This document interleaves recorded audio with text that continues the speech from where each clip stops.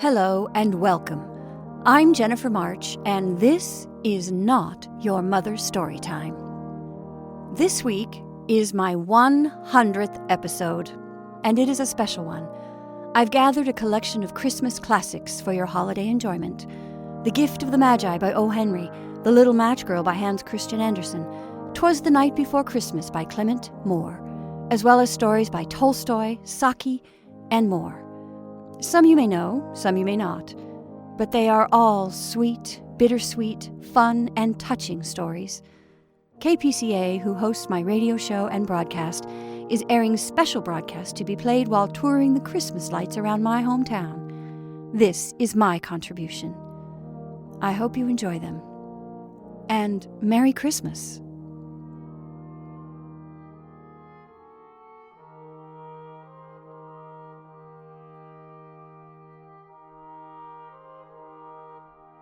And now, The Gift of the Magi by O. Henry.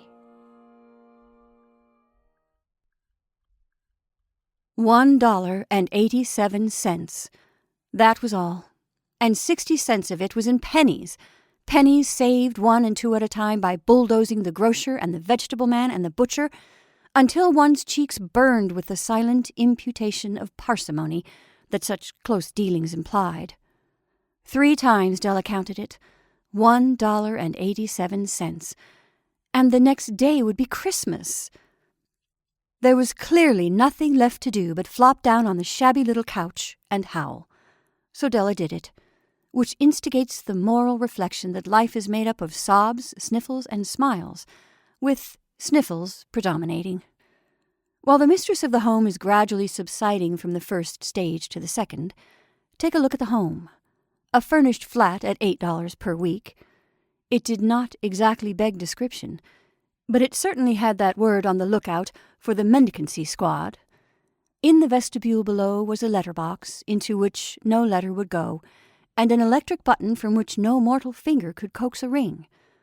Also appertaining thereunto was a card bearing the name Mr. James Dillingham Young. The Dillingham had been flung to the breeze during a former period of prosperity when its possessor was being paid $30 per week. Now, when the income was shrunk to 20, the letters of Dillingham looked blurred, as though they were thinking seriously of contracting to a modest and unassuming D. But whenever Mr. James Dillingham Young came home and reached his flat above, he was called Jim, and greatly hugged by Mrs. James Dillingham Young, already introduced to you as Della, which is all very good. Della finished her crying and attended to her cheeks with the powder rag. She stood by the window and looked out dully at a gray cat walking a gray fence in a gray backyard.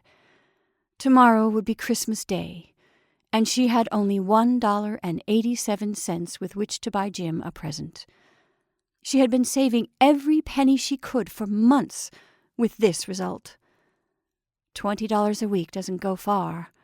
Expenses had been greater than she had calculated. They always are. Only $1.87 to buy a present for Jim.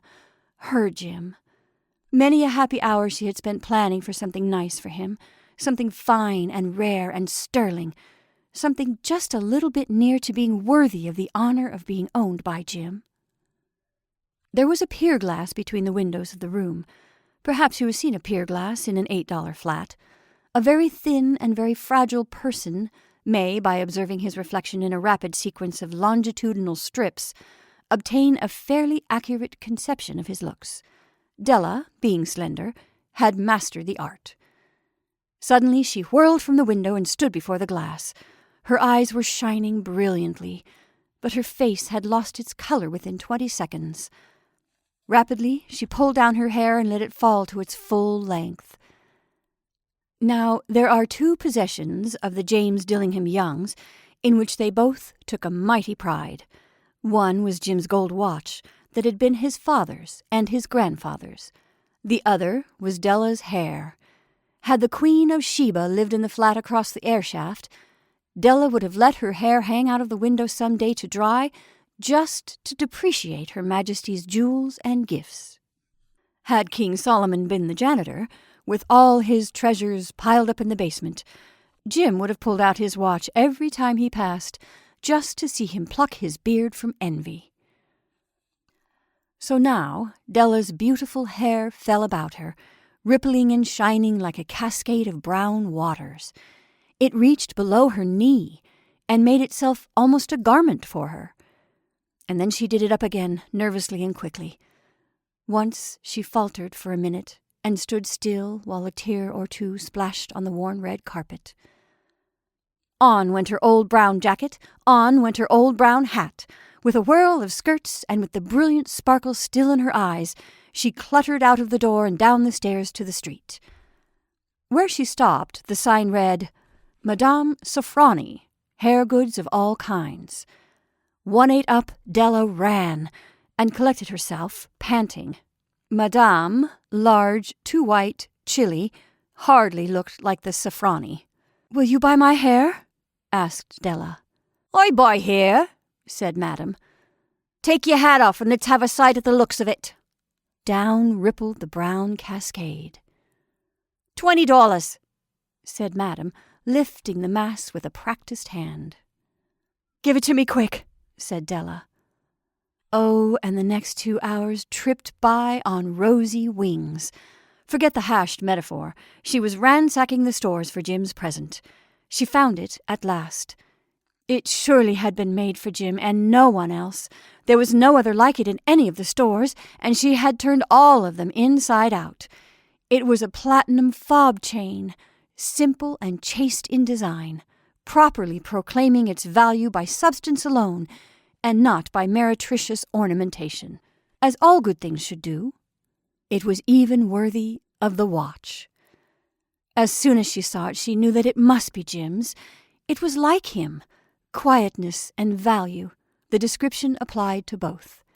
$21 they took from her for it, and she hurried home with her 87 cents.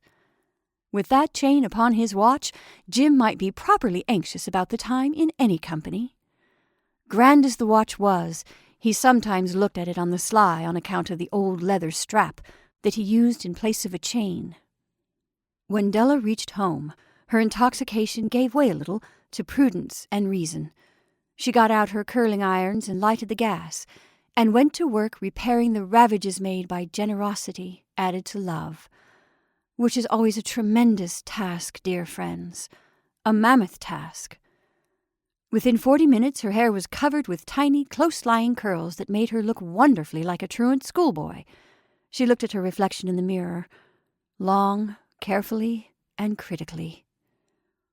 "If Jim doesn't kill me," she said to herself, "before he takes a second look at me, he'll say I look like a Coney Island chorus girl.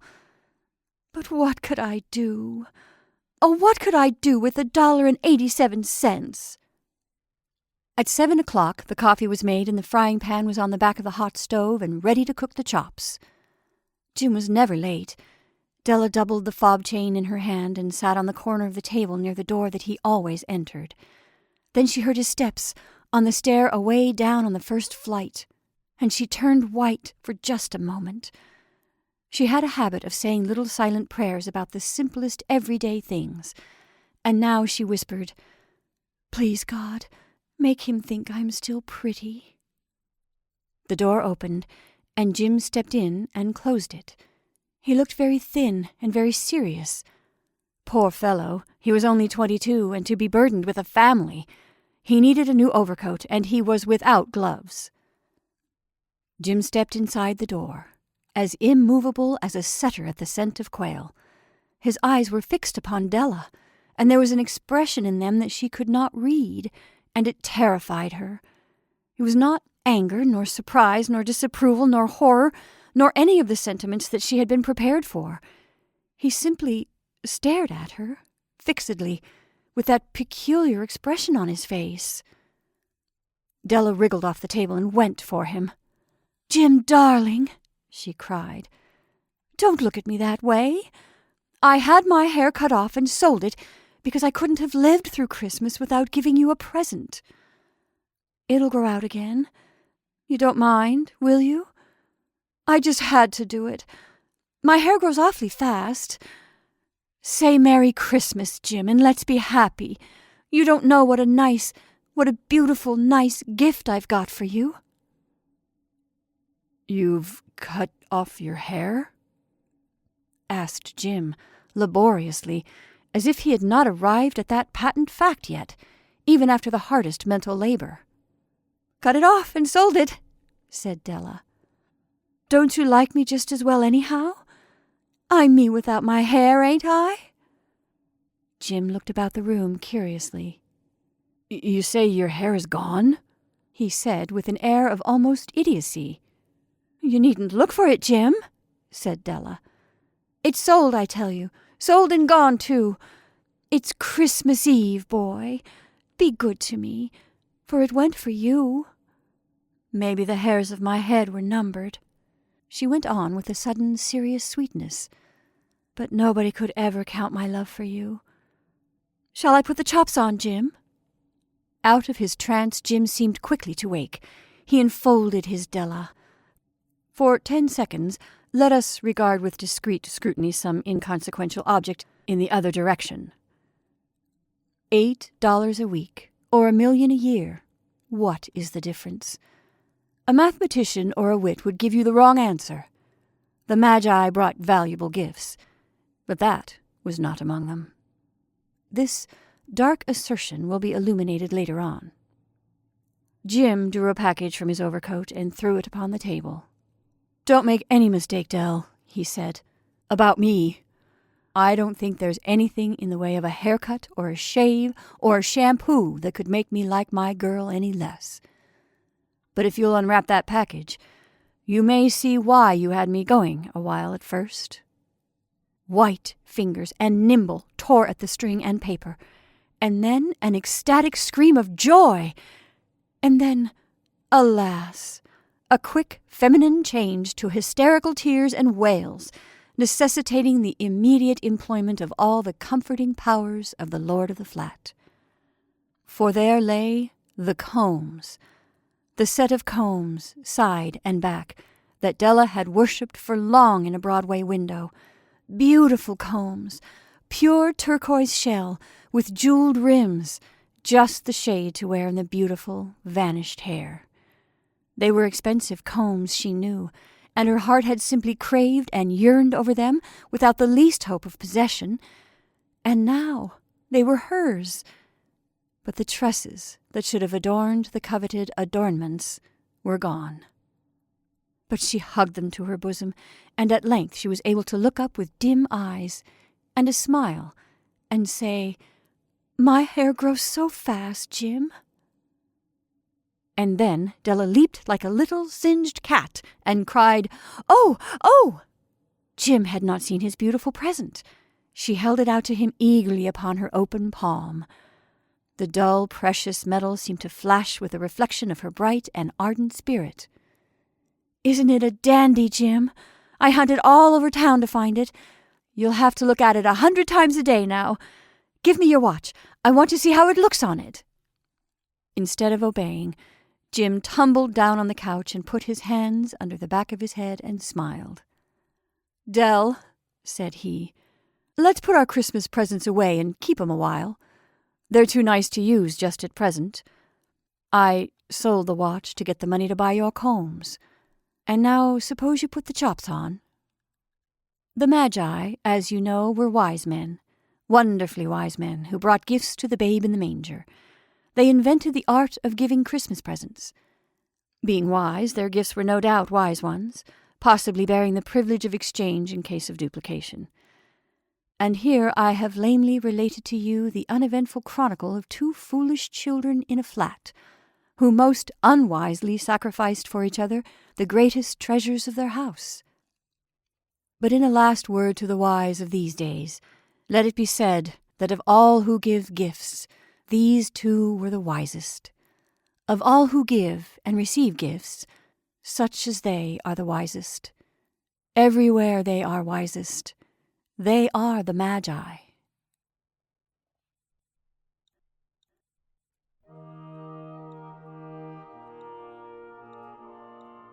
And now, 'Twas the Night Before Christmas, by Clement Moore.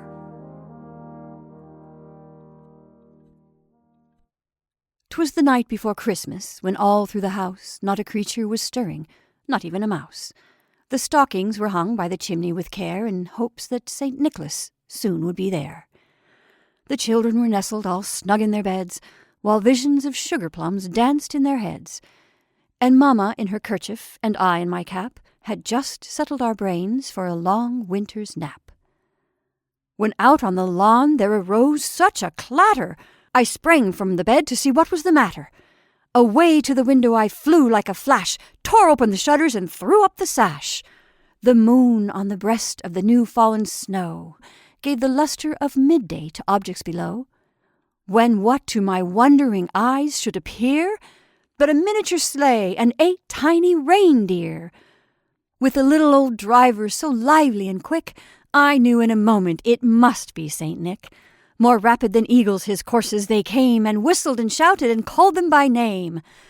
Now Dasher, now Dancer, now Prancer and Vixen, on Comet, on Cupid, on Donner and Blitzen. To the top of the porch, to the top of the wall, now dash away, dash away, dash away all. As dry leaves that before the wild hurricane fly, when they met with an obstacle mount to the sky, so up to the housetop the coursers they flew, with the sleigh full of toys, and St. Nicholas too. And then in a twinkling I heard on the roof the prancing and pawing of each little hoof. As I drew in my head and was turning around, down the chimney St. Nicholas came with a bound. He was dressed all in fur from his head to his foot, and his clothes were all tarnished with ashes and soot. A bundle of toys he had flung on his back, and he looked like a peddler just opening his pack. His eyes, how they twinkled! His dimples, how merry! His cheeks were like roses, his nose like a cherry. His droll little mouth was drawn up like a bow, and the beard of his chin was as white as the snow. The stump of his pipe he held tight in his teeth, and the smoke it encircled his head like a wreath. He had a broad face and a little round belly that shook when he laughed like a bowl full of jelly. He was chubby and plump, a right jolly old elf, and I laughed when I saw him in spite of myself. A wink of his eye and a twist of his head soon gave me to know I had nothing to dread. He spoke not a word, but went straight to his work, and filled all the stockings, then turned with a jerk, and laying his finger aside of his nose, and giving a nod, up the chimney he rose. He sprang to the sleigh, to his team gave a whistle, and away they all flew like the down of a thistle. But I heard him exclaim, ere he drove out of sight, "Happy Christmas to all, and to all a good night."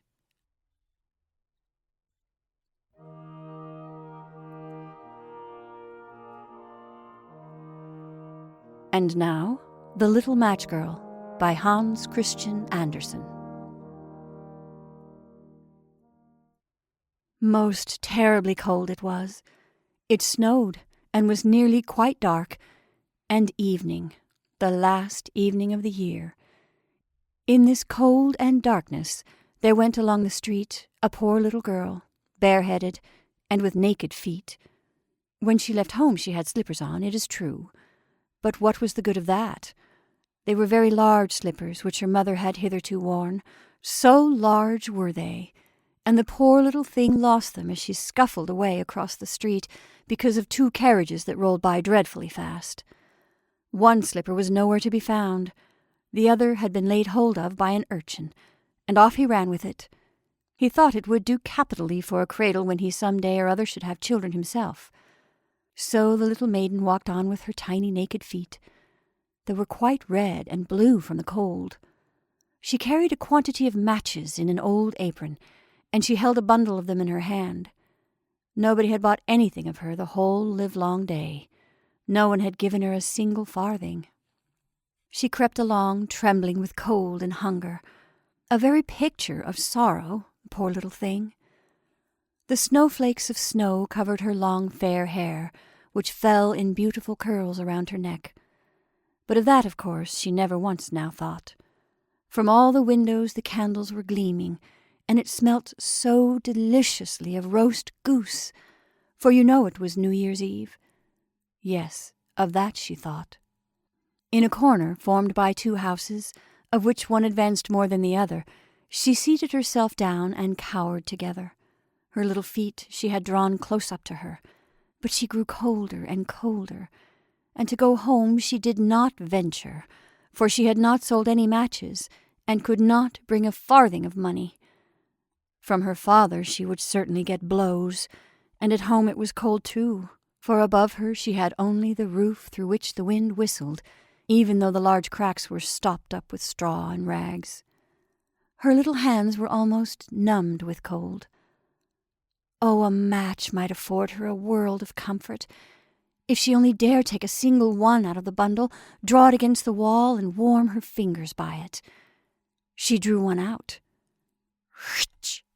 How it blazed, how it burnt! It was a warm, bright flame, like a candle, as she held her hands over it. It was a wonderful light. It seemed really to the little maiden as though she were sitting before a large iron stove, with burnished brass feet and a brass ornament atop. The fire burned with such blessed influence. It warmed so delightfully. The little girl had already stretched out her feet to warm them too. But the flame went out. The small flame went out. The stove vanished. She had only the remains of the burned-out match in her hand. She rubbed another against the wall. It burned brightly, and where the light fell on the wall, there the wall became transparent like a veil, so that she could see into the room. On the table was spread a snow-white tablecloth.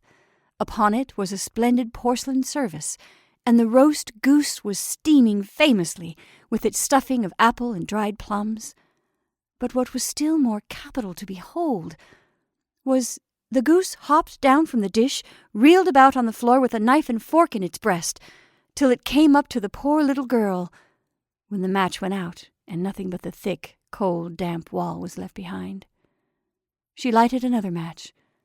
Now there she was, sitting under the most magnificent Christmas tree. It was still larger and more decorated than the one she had seen through the glass door in the rich merchant's house. Thousands of lights were burning on the green branches, and gaily colored pictures, such as she had seen in the shop windows, looked down upon her. The little maiden stretched out her hands toward them when the match went out. The lights of the Christmas tree rose higher and higher. She saw them now as stars in heaven. One fell down and formed a long trail of fire. "Someone is just dead," said the little girl. For her old grandmother, the only person who had ever loved her, and who was now no more, had told her that when a star falls, a soul ascends to God. She drew another match against the wall. It was again light, and in the luster there stood the old grandmother, so bright and radiant, so mild, and with such an expression of love. "Grandmother," cried the little one, "oh, take me with you. You go away when the match burns out. You vanish like the warm stove, like the delicious roast goose, and like the magnificent Christmas tree." And she rubbed the whole bundle of matches quickly against the wall, for she wanted to be quite sure of keeping her grandmother near her. And the matches gave such a brilliant light that it was brighter than a noonday. Never formerly had the grandmother been so beautiful and so tall. She took the little maiden on her arm, and both flew in brightness and in joy, so high, so very high, and then above was neither cold, nor hunger, nor anxiety. They were with God. But in the corner, at the cold hour of dawn, sat the poor girl, with rosy cheeks and with a smiling mouth, leaning against the wall, frozen to death on the last evening of the old year. Stiff and dark sat the girl there with her matches, of which one bundle had been burnt. She wanted to warm herself, people said. No one had the slightest suspicion of what beautiful things she had seen.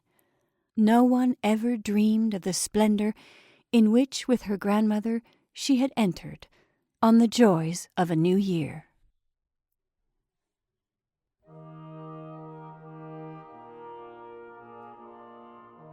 And now, Christmas Bells by Henry Wadsworth Longfellow. I heard the bells on Christmas Day their old familiar carols play, and wild and sweet the words repeat of peace on earth, goodwill to men. And thought how, as the day had come, the belfries of all Christendom had rolled along the unbroken song of peace on earth, goodwill to men, till ringing and singing on its way, the world revolved from night to day, a voice, a chime, a chant sublime, of peace on earth, goodwill to men. Then, from each black, accursed mouth, the cannon thundered in the south, and with the sound the carols drowned of peace on earth, goodwill to men. It was as if an earthquake rent the hearthstones of a continent, and made forlorn the households born of peace on earth, goodwill to men. And in despair I bowed my head. There is no peace on earth, I said, for hate is strong and mocks the song of peace on earth, goodwill to men. Then pealed the bells more loud and deep. God is not dead, nor doth he sleep. The wrong shall fail, the right prevail, with peace on earth, goodwill to men.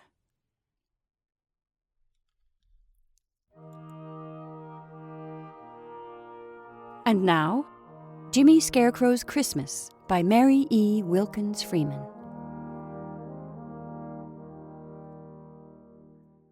Jimmy Scarecrow led a sad life in the winter.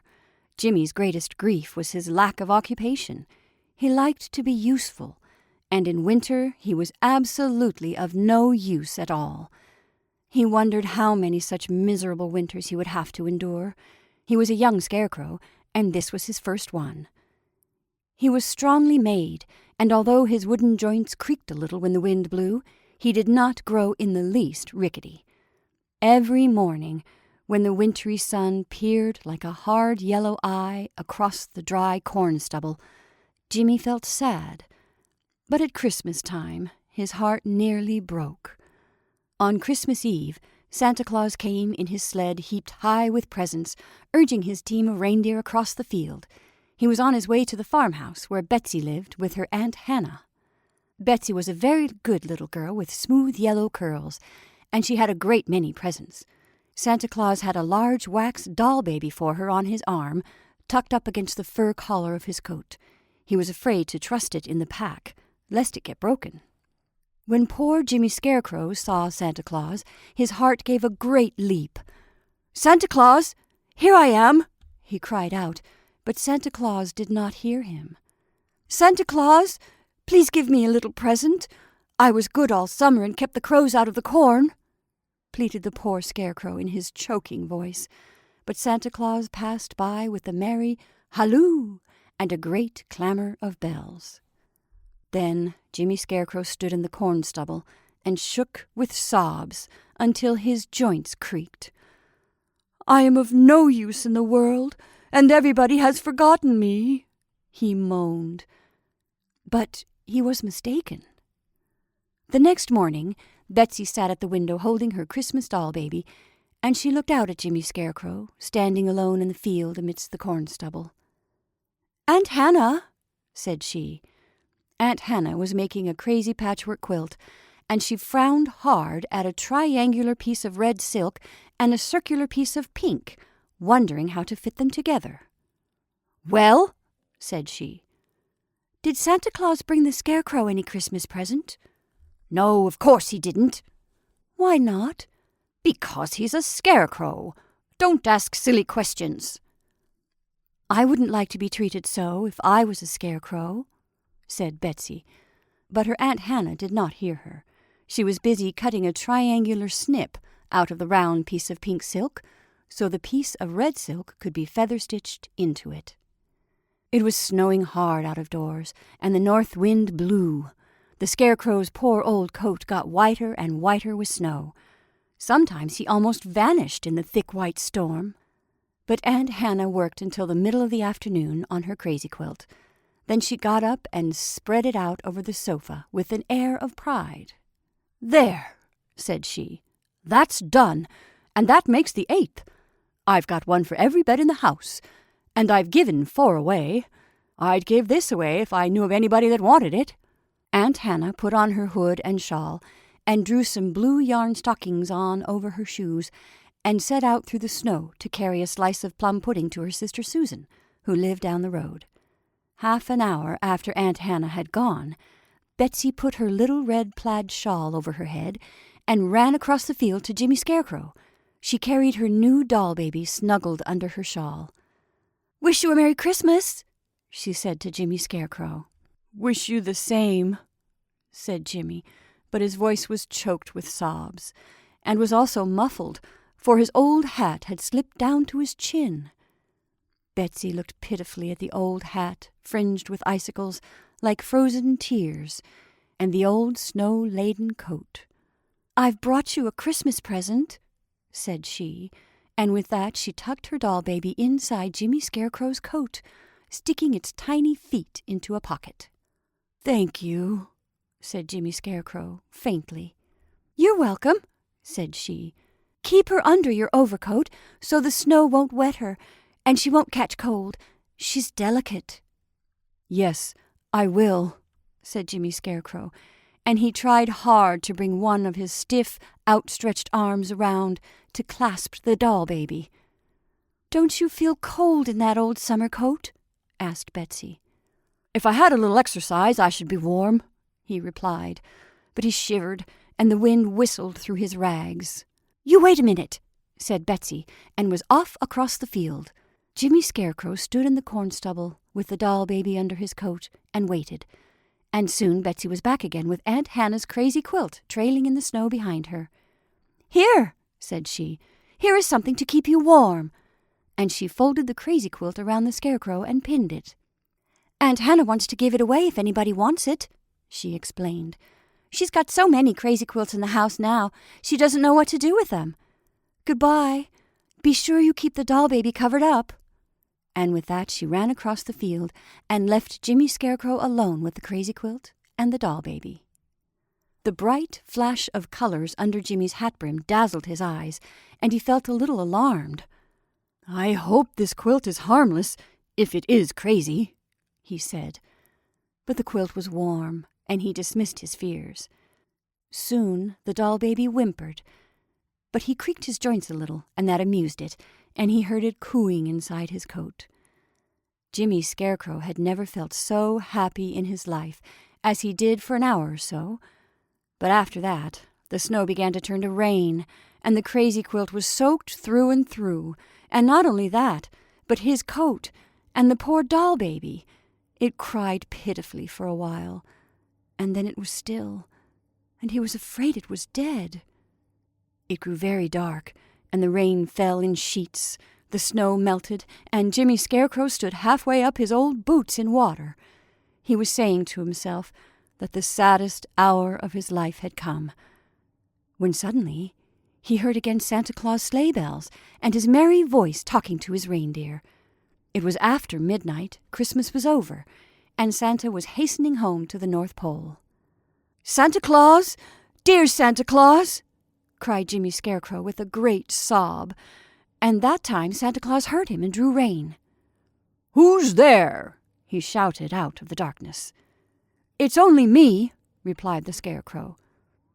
"Who's me?" shouted Santa Claus. "Jimmy Scarecrow." Santa got out of his sled and waded up. "Have you been standing here ever since corn was ripe?" he asked pityingly, and Jimmy replied that he had. "What's that over your shoulders?" Santa Claus continued, holding up his lantern. "It's a crazy quilt." "And what are you holding under your coat?" "The doll baby that Betsy gave me, and I'm afraid it's dead." Poor Jimmy Scarecrow sobbed. "Nonsense!" cried Santa Claus. "Let me see it." And with that he pulled the doll baby out from under the Scarecrow's coat and patted its back and shook it a little, and it began to cry and then to crow. "It's all right," said Santa Claus. "This is the doll baby I gave Betsy, and it is not at all delicate. It went through the measles and the chicken pox and the mumps and the whooping cough before it left the North Pole. Now get into the sled, Jimmy Scarecrow, and bring the baby doll and the crazy quilt. I have never had any quilts that weren't in their right minds at the North Pole, but maybe I can cure this one. Get in!" Santa chirped to his reindeer, and they drew the sled up close in a beautiful curve. "Get in, Jimmy Scarecrow, and come with me to the North Pole," he cried. "Please, how long shall I stay?" asked Jimmy Scarecrow. "Why, you are going to live with me," replied Santa Claus. "I've been looking for a person like you for a long time." "Are there any crows to scare away at the North Pole? I want to be useful," Jimmy Scarecrow said anxiously. "No," answered Santa Claus, "but I don't want you to scare away crows. I want you to scare away Arctic explorers. I can keep you in work for 1,000 years, and scaring away Arctic explorers from the North Pole is much more important than scaring away crows from corn. Why, if they've found the pole, there wouldn't be a piece an inch long left in a week's time, and the earth would cave in like an apple without a core. They would whittle it all to pieces and carry it away in their pockets for souvenirs. Come along, I'm in a hurry." "I will go on 2 conditions," said Jimmy. "First, I want to make a present to Aunt Hannah and Betsy next Christmas." "You shall make them any present you choose. What else?" "I want some way provided to scare the crows out of the corn next summer while I'm away," said Jimmy. "That's easily managed," said Santa Claus. "Just wait a minute." Santa took his stylographic pen out of his pocket, went with his lantern close to one of the fence posts, and wrote these words upon it. "Notice to crows.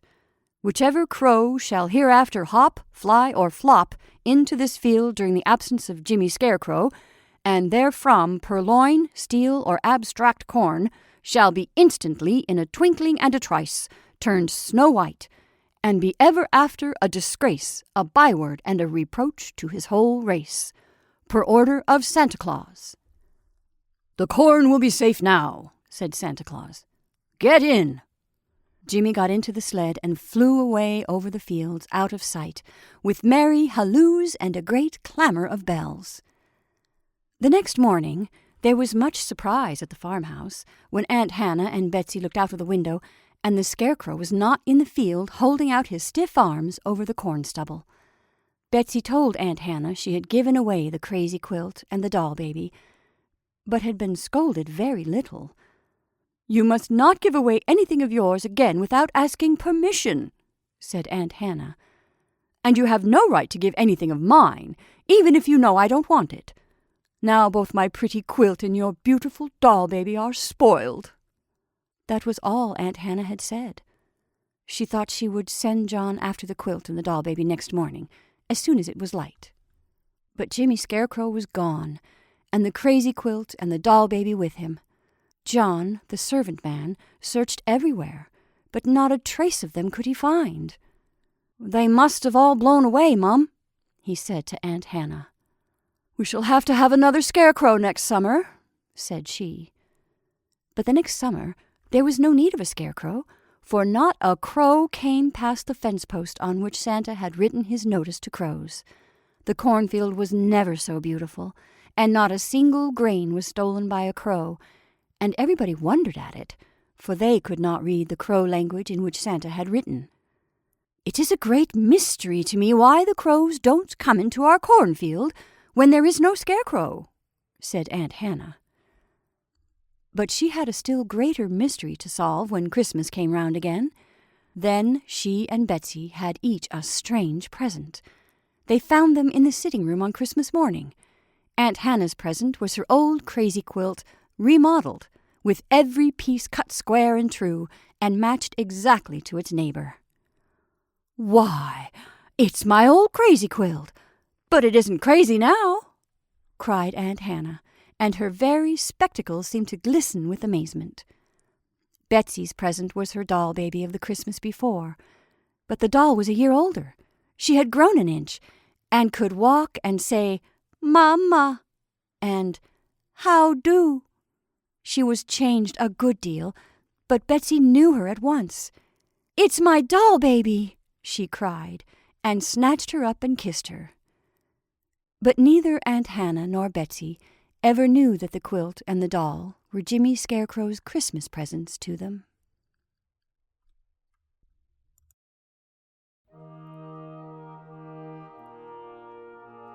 And now, Reginald's Christmas Revel by H. Monroe, a.k.a. SAKI. "They say," said Reginald, "that there's nothing sadder than victory except defeat. If you've ever stayed with dull people during what is alleged to be the festive season, you can probably revise that saying. I shall never forget putting in a Christmas at the Babwalds. Mrs. Babwald is some relation of my father's, a sort of to-be-left-till-called-for cousin, and that was considered sufficient reason for my having to accept her invitation at about the 6th time of asking. Though why the sins of the father should be visited by the children— You won't find any notepaper in that drawer. That's where I keep old menus and first-night programs. Mrs. Babwald wears a rather solemn personality, and has never been known to smile, even when saying disagreeable things to her friends, or making out the store's list. She takes her pleasures sadly. A state elephant at a durbar gives one a very similar impression. Her husband gardens in all weathers. When a man goes out in the pouring rain to brush caterpillars off rose trees, I generally imagine his life indoors leaves something to be desired. Anyway, it must be very unsettling for the caterpillars. Of course, there were other people there. There was a Major somebody who shot things in Lapland or somewhere of that sort. I forget what they were, but it wasn't for want of reminding. We had them cold with every meal almost, and he was continually giving us details of what they measured from tip to tip, as though he thought we were going to make them warm underthings for the winter. I used to listen to him with a rapt attention that I thought rather suited me, and then one day, quite modestly, I gave the dimensions of an okapi I had shot in the Lincolnshire fens. The Major turned a beautiful Tyrian scarlet. I remember thinking at the time that I would like my bathroom hung in that color, and I think that at that moment he almost found it in his heart to dislike me. Mrs. Babwald put on a first aid to the injured expression, and asked him why he didn't publish a book of his sporting reminiscences. It would be so interesting. She didn't remember till afterwards that he had given her 2 fat volumes on the subject, with his portrait and autograph as a frontispiece, and an appendix on the habits of the Arctic mussel. It was in the evening that we cast aside the cares and distractions of the day and really lived. Cards were thought to be too frivolous and empty a way of passing the time, so most of them played what they called a book game. You went out into the hall, to get inspiration, I suppose, and then you came back in again, with a muffler tied round your neck and looked silly, and the others were supposed to guess that you were wee McGregor. I held out against the inanity as long as I decently could, but at last, in a lapse of good nature, I consented to masquerade as a book, only I warned them that I would take some time to carry it out. They waited the best part of 40 minutes, while I went and played wine-glass skittles with the page boy in the pantry. You play it with the champagne cork, you know, and the one who knocks down the most glasses without breaking them wins. I won, with 4 unbroken out of 7. I think William suffered from over-anxiousness. They were rather mad in the drawing-room at my not having come back, and they weren't a bit pacified when I told them afterwards that I was at the end of the passage. "I never did like Kipling," was Mrs. Babwald's comment when the situation dawned upon her. "I couldn't see anything clever in Earthworms out of Tuscany. Or is that Darwin?" Of course, these games are very educational, but personally, I prefer bridge. On Christmas Eve, we were supposed to be specially festive in the old English fashion. The hall was horribly draughty, but it seemed to be the proper place to revel in, and it was decorated with Japanese fans and Chinese lanterns, which gave it a very old English effect. A young lady with a confidential voice flavored us with a long recitation about a little girl who died, or did something equally hackneyed, and then the Major gave us a graphic account of a struggle he had with a wounded bear. I privately wished that the bears would win sometimes on these occasions. At least they wouldn't go vaporing about it afterwards. Before we had time to recover our spirits, we were indulged with some thought-reading by a young man whom one knew instinctively had a good mother and an indifferent tailor. The sort of young man who talks unflaggingly through the thickest soup, and smooths his hair dubiously as though he thought it might hit back. The thought-reading was rather a success. He announced that the hostess was thinking about poetry, and she admitted that her mind was dwelling on one of Austen's odes, which was near enough. I fancy she had been really wondering whether a scrag end of mutton and some cold plum pudding would do for the kitchen dinner next day. As a crowning dissipation, they all sat down to play progressive Halma with milk chocolate for prizes. I've been carefully brought up, and I don't like to play games of skill for milk chocolate. So I invented a headache and retired from the scene. I had been preceded a few minutes earlier by Miss Langshan Smith, a rather formidable lady who always got up at some uncomfortable hour in the morning and gave you the impression that she had been in communication with most of the European governments before breakfast. There was a paper pinned on her door with a signed request that she might be called particularly early on the morrow. Such an opportunity does not come twice in a lifetime. I covered up everything except the signature with another notice to the effect that before these words should meet the eye, she would have ended a misspent life, was sorry for the trouble she was giving, and would like a military funeral. A few minutes later, I violently exploded an air-filled paper bag on the landing and gave a stage moan that could have been heard in the cellars. Then I pursued my original intent and went to bed. The noise those people made in forcing open the good lady's door was positively indecorous. She resisted gallantly, but I believe they searched her for bullets for about a quarter of an hour, as if she had been an historic battlefield. I hate traveling on Boxing Day, but one must occasionally do things that one dislikes.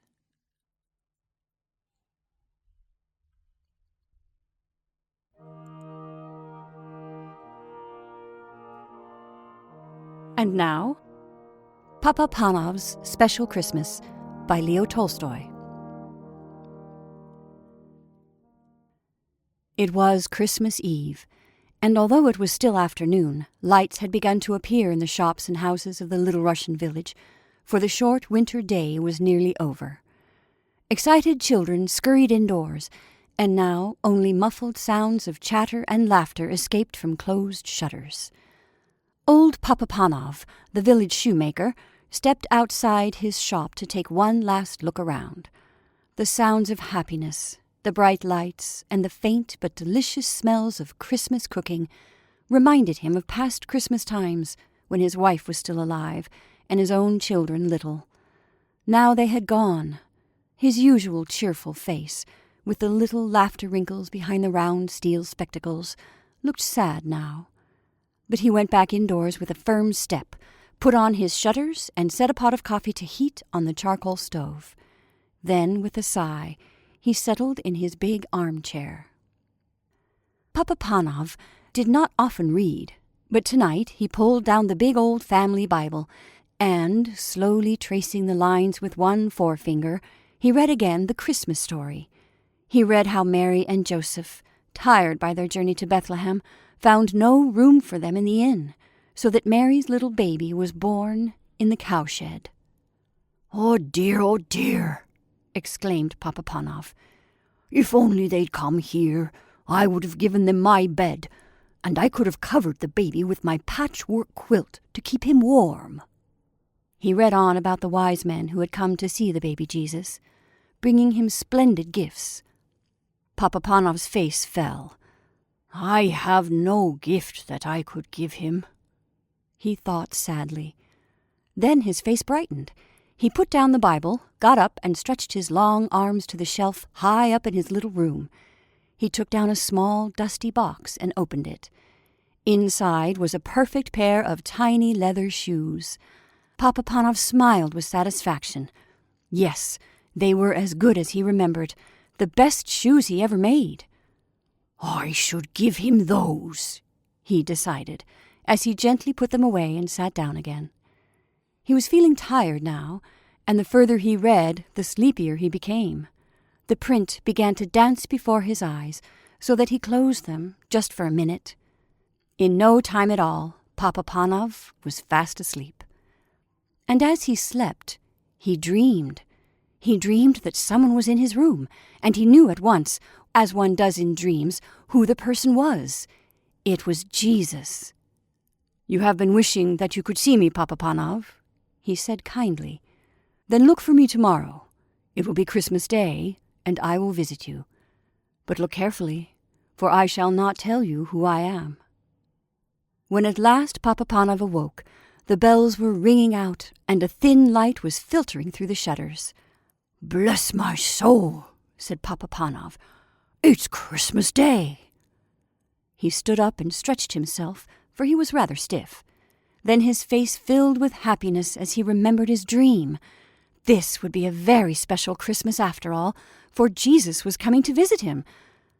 How would he look? Would he be a little baby, as at that first Christmas? Would he be a grown man, a carpenter, or the great king that he is, God's son? He must watch carefully the whole day through, so that he recognized him however he came. Papa Panov put on a special pot of coffee for his Christmas breakfast, took down the shutters and looked out the window. The street was deserted. No one was stirring yet. No one except the road sweeper. He looked as miserable and dirty as ever. And well he might. Whoever wanted to work on Christmas Day, and in the raw cold and bitter freezing mist of such a morning? Papa Panov opened the shop door, letting in a thin stream of cold air. "Come in!" he shouted across the street cheerily. "Come in and have some hot coffee to keep out the cold." The sweeper looked up, scarcely able to believe his ears. He was only too glad to put down his broom and come into the warm room. His old clothes steamed gently in the heat of the stove, and he clasped both red hands round the comforting warm mug as he drank. Papa Panov watched him with satisfaction, but every now and then his eyes strayed to the window. It would never do to miss his special visitor. "Expecting someone?" the sweeper asked at last. So Papa Panov told him about his dream. "Well, I hope he comes," the sweeper said. "You've given me a bit of Christmas cheer I never expected to have. I'd say you deserve to have your dream come true." And he actually smiled. When he was gone, Papa Panov put on cabbage soup for his dinner, then went to the door again, scanning the street. He saw no one. But he was mistaken. Someone was coming. The girl walked so slowly and quietly, hugging the walls of shops and houses, that it was a while before he noticed her. She looked very tired and was carrying something. As she drew nearer, he could see that it was a baby, wrapped in a thin shawl. There was such sadness in her face, and in the pinched little face of the baby, that Papa Panov's heart went out to them. "Won't you come in?" he called, stepping outside to meet them. "You both need a warm seat by the fire, and a rest." The young mother let him shepherd her indoors and to the comfort of the armchair. She gave a big sigh of relief. "I'll warm some milk for the baby," Papa Panov said. "I've had children of my own. I can feed her for you." He took the milk from the stove and carefully fed the baby from a spoon, warming her tiny feet by the stove at the same time. "She needs shoes," the cobbler said. But the girl replied, "I can't afford shoes. I've got no husband to bring home money. I'm on my way to the next village to get work." A sudden thought flashed through Papa Panov's mind. He remembered the little shoes he had looked at last night, but he had been keeping those for Jesus. He looked again at the cold little feet and made up his mind. "Try these on her," he said, handing the baby and the shoes to the mother. The beautiful little shoes were a perfect fit. The girl smiled happily, and the baby gurgled with pleasure. "You have been so kind to us," the girl said, when she got up with her baby to go. "May all your Christmas wishes come true." But Papa Panov was beginning to wonder if his very special Christmas wish would come true. Perhaps he had missed his visitor. He looked anxiously up and down the street. There were plenty of people about, but they were all faces that he recognized. There were neighbors going to call on their families. They nodded and smiled and wished him happy Christmas. Or beggars, and Papa Panov hurried indoors to fetch them hot soup and a generous hunk of bread, hurrying out in case he missed the important stranger. All too soon the winter dusk fell. When Papa Panov next went to the door and strained his eyes, he could no longer make out the passers-by. Most were home and indoors by now anyway. He walked slowly back into his room at last, put up the shutters, and sat down wearily in his armchair. So it had been just a dream after all. Jesus had not come. Then all at once he knew that he was no longer alone in the room. This was not a dream, for he was wide awake. At first he seemed to see before his eyes the long stream of people who had come to him that day. He saw again the old road sweeper, the young mother and her baby, and the beggars he had fed. As they passed, each whispered, "Didn't you see me, Papa Panov?" "Who are you?" he called out, bewildered. Then another voice answered him. It was the voice from his dream, the voice of Jesus. "I was hungry, and you fed me," he said. "I was naked, and you clothed me. I was cold, and you warmed me. I come to you today in every one of those you helped and welcomed." Then all was quiet and still. Only the sound of the big clock ticking. A great peace and happiness seemed to fill the room, overflowing Papa Panov's heart, until he wanted to burst out singing and laughing and dancing with joy. "So he did come after all," was all that he said. And those are our little Christmas stories for you this evening. I hope you enjoyed them. Thank you for sharing my 100th episode with me. I'm Jennifer March, and this is not your mother's story time.